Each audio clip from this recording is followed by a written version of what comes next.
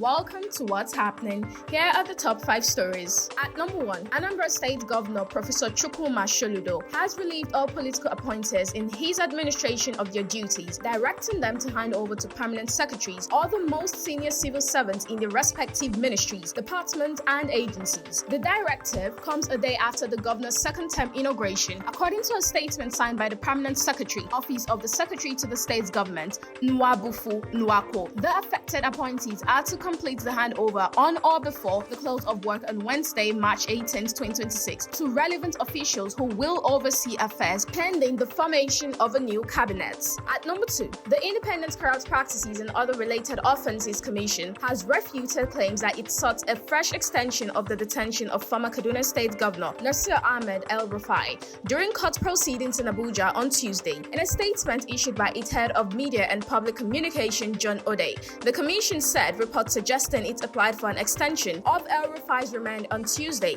were inaccurate. According to the ICPC, its appearance in court was solely in response to an application filed by El-Rufai on March 6, 2026, seeking to overturn the remand order earlier granted by the court. At number 3, King Charles III on Wednesday praised what he described as a partnership of equals between the United Kingdom and Nigeria as he hosted Bola Tinubu at a state banquet, marking the first visit by a Nigerian leader in nearly 4 decades. The banquet, held at Windsor Castle, brought together senior officials, business leaders, and cultural figures from both countries, underscoring deepening diplomatic and economic ties. In his opening remarks, King Charles described the relationship between both nations as built on mutual respect and shared progress. At number 4, leaders of Samoa and Tonga appealed for help this week as the import-reliant Pacific nations raise fears of possible fuel shortages and escalating costs due to the war in the Middle East. Oil prices have surged to nearly $110 a barrel following strikes against energy infrastructure in Iran and the Gulf states. The crisis in global energy market has been felt as far away as the South Pacific, where nations like Samoa and Tonga